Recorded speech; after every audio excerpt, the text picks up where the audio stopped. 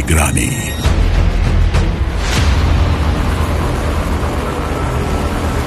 हर लहर, हर घड़ी।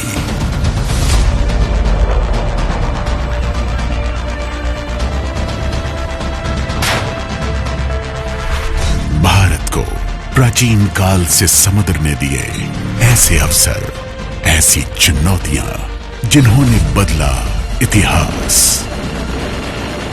समुद्र से उठी परिवर्तन की हर लहर, पीढ़ी दर पीढ़ी समुद्र से ही होती है हर शुरुआत। उदार दृष्टि, चुभती नजर,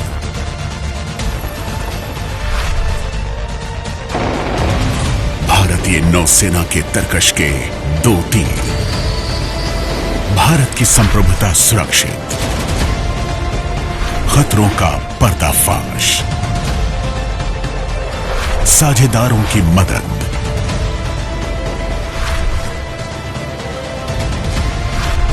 व्यापार मार्गों की रक्षा,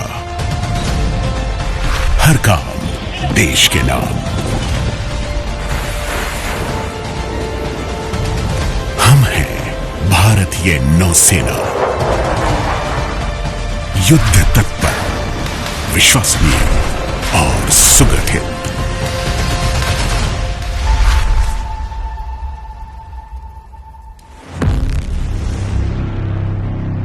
ठीक 49 वर्ष पहले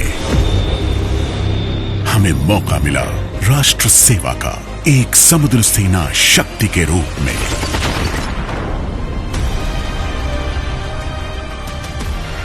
उन्नीस सौ 71 लाखों लोग पूर्वी पाकिस्तान से भागने पर मजबूर हो गए। राजनीतिक समाधान की कोई गुंजाइश नहीं दिख रही थी। संघर्ष जैसे निश्चित हो गया। भारतीय नौसेना को जिम्मेदारी मिली समुद्र से घातक प्रहार, प्रहार जिसके परिणाम हो निर्णायक। पाकिस्तान की परिसंपत्तियों का विनाश समुद्र में और भूमि पर। समुद्री क्षेत्र में प्रभुत्व, भारत भूमि की रक्षा के लिए। पूर्वी और पश्चिमी पाकिस्तान के बंदरगाहों की हर गतिविधि पर रोक। The 1971 war was a watershed moment in the history of the Indian Navy. Admiral S.M. Nanda, the then Chief of the Naval Staff, was very clear that the Indian Navy must adopt an aggressive posture. The Indian Navy's contributions were instrumental in India gaining decisive victory in the war and towards the creation of a new friendly neighbor. 4 दिसंबर 1971 की रात शुरुआत हुई missile boats द्वारा कराची पर अचानक एक साहसिक प्रहार। कराची बंदरगाह और शिप्स बुरी तरह क्षतिग्रस्त हुए। तभी से हम 4 दिसंबर का यादगार दिन मनाते हैं भारतीय नौसेना दिवस के रूप में। कराची बंदरगाह पर मिसाइल द्वारा दूसरा आक्रमण, दुश्मन को और नुकसान पहुंचाने में कामयाबी। भारतीय नौसेना का समुद्र पर प्रभुत्व। पूर्वी मोर्चे पर बंगाल की खाड़ी में aircraft carrier Vikrant eastern fleet के लिए फोर्स मल्टीप्लायर साबित हुआ। हवाई हमलों से ब्लॉकेड तक पूरे संघर्ष के दौरान विक्रांत का प्रभाव रहा शक्तिशाली, क्योंकि सी हॉक्स के प्रहार ने पूर्वी पाकिस्तान की सेनाओं को समुद्र के उपयोग से रोक दिया। दुश्मन ने पीएनएस गाजी भेजा ताकि विक्रांत को मिली सफलता नाकाम हो। आईएनएस राजपूत ने कार्यवाही की। पीएनएस गाजी विशाखापत्तनम के पास जल में दफन। समुद्र पर कार्यवाही करते हुए हमारी नौसेना ने चलना खुलना बंदरगाहों पर स्पेशल ऑपरेशंस को अंजाम दिया। आईएनएस पनवेल और 2 गन बोट पद्मा और पलाश पर सवार मुक्ति वाहिनी ने इन बंदरगाहों में घुसकर प्रतिरोध के बावजूद भारी तबाही मचाई। युद्ध समाप्ति की ओर एक संभावना स्पष्ट हो गई। दुश्मन बचकर भागेगा बर्मा यानी आज के म्यांमार की ओर। दुश्मन भाग न सके। नौसेना ने एम्फीबियस यानी जलथलीय लैंडिंग की। ये भारत के इतिहास में पहली बार हुआ। जीत के जश्न के साथ साथ हम श्रद्धा सुमन अर्पित करते हैं INS खुकरी के वीर शहीदों को, जिन्होंने 9 दिसंबर की शाम अपने कर्तव्य का पालन करते हुए सर्वोच्च बलिदान दिया। हम आभारी हैं 1971 युद्ध के शहीदों और दिग्गज सैनिकों के। शुरुआत होती है जश्न की। हमारी जीत का स्वर्णिम विजय वर्ष और भारतीय नौसेना की निर्णायक भूमिका। देश ने शत्रु पर विजय पाई। स्थापित हुआ एक मित्र पड़ोसी देश।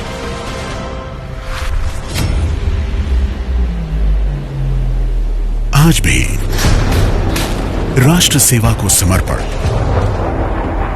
परंपरागत और नई चुनौतियों से जूझने, उन पर विजय पाने का जज्बा नौसेना की पहचान है। जैसे ही उत्तरी सीमा पर तनाव बढ़ा, नौसेना ने हर स्थिति के लिए तैयारी और तैनाती बढ़ा दी।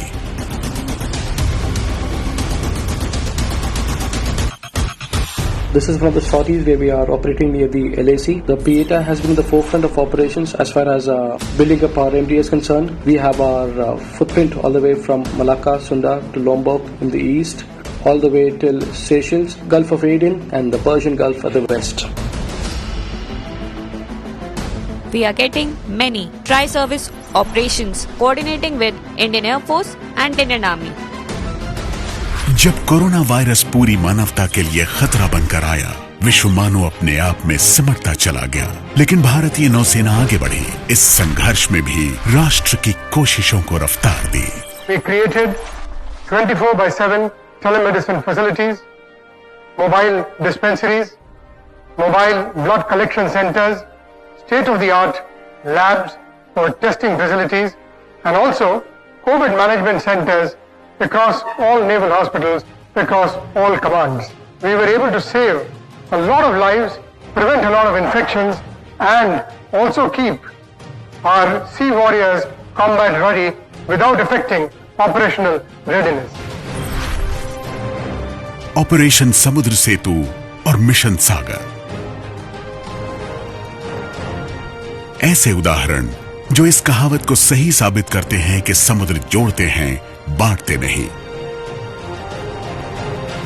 Though very noble, the task had its own challenges.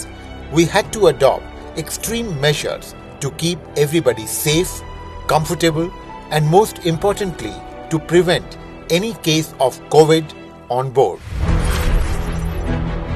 5 मई 2020 शुरुआत हुई ऑपरेशन समुद्र सेतु यानी सी ब्रिज की। हिस्सा मिशन वंदे भारत का। भारतीय नागरिकों की स्वदेश वापसी का राष्ट्रीय प्रयास। 55 से ज्यादा दिन, 23,000 किलोमीटर तय। ये रहा भारतीय नौसेना का सबसे बड़ा स्वदेश वापसी कार्यक्रम। भारतीय नौसेना प्रतिबद्ध रही। हिंद महासागर में अपने साझेदारों के प्रति मूल मंत्र रहा, पड़ोसी सबसे पहले। सुदृढ़ हुआ प्रधानमंत्री का सागर विजन, यानी क्षेत्र में सभी की सुरक्षा और विकास।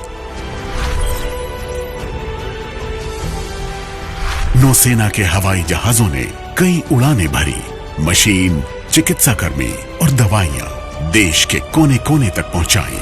There were many of the doctors and many of the nurses and many of the paramedical personnel who were themselves as a part of this war afflicted by COVID-19. They had to be hospitalized, they fought the illness, recovered, and come back to join the battle again. We are indeed proud of our healthcare workers. नौसेना ने अभूतपूर्व और असाधारण चुनौतियों का सामना किया। विशेष protocols लागू हुए ताकि नौसेना जहाज कोविड मुक्त रहें। सुनिश्चित किया गया सेवा करने वालों को सेवा की जरूरत न पड़े। Sick bay complex has 2 isolation wards, that is 1 and 2. Therefore, 8 patients can be isolated in these wards. The circulation, the speciality about these wards is that the circulation is enclosed. The air is directly sucked from the atmosphere and then it is exhaust is directly to the outside, so that the circulation inside does not get mixed with the ventilation which is for the remaining of the ship.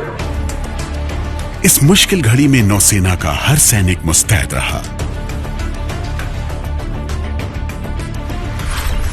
अपने commitment और साहस से नई नई खोज की।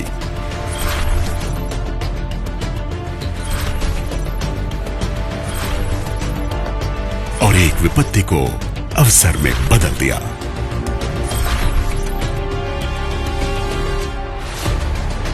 महामारी के बावजूद नौसेना के जहाज तैनात रहे।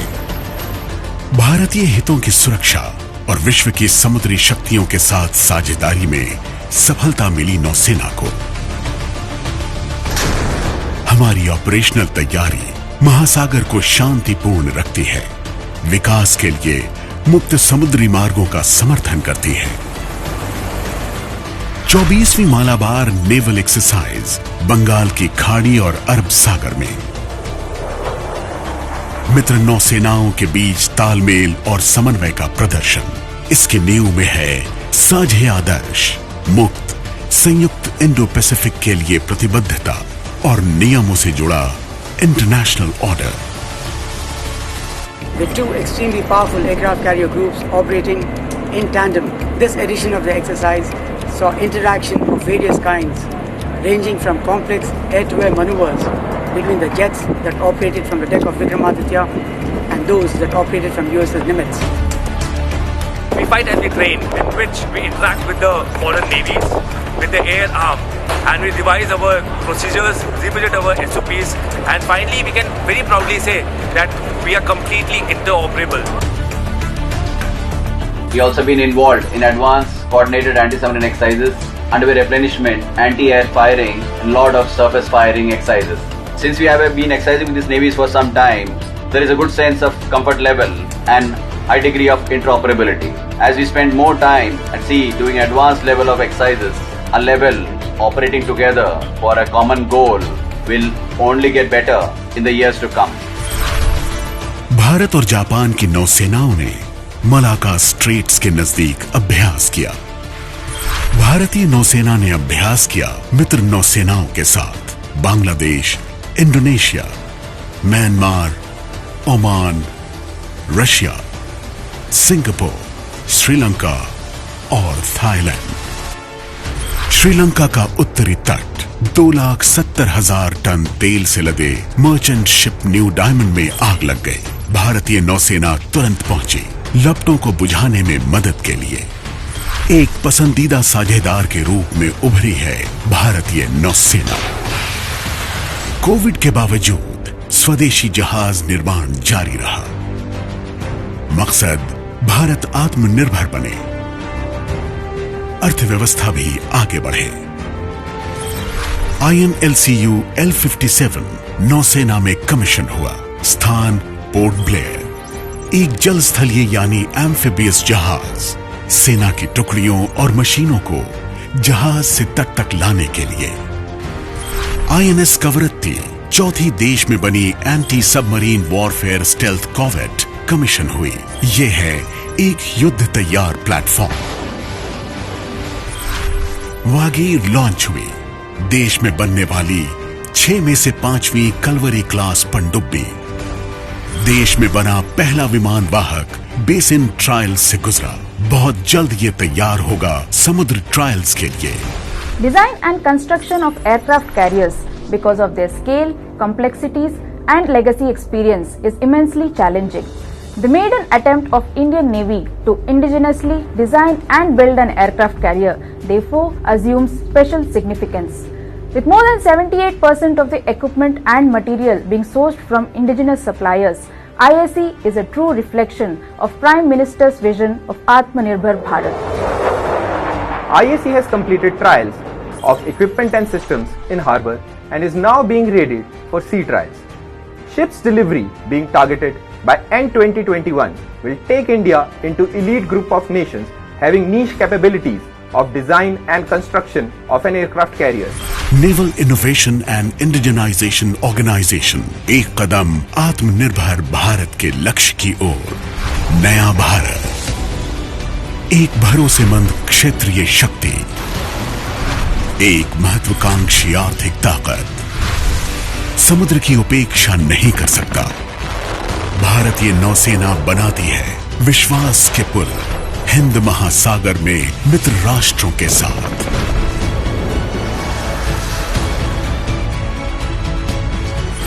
रखती है पैनी नजर राष्ट्रीय सुरक्षा से जुड़े हर पहलू पर।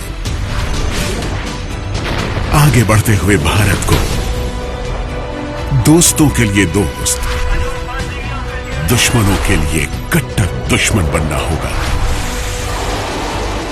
हम नहीं भूल सकते, समुद्र से ही होती है हर शुरुआत।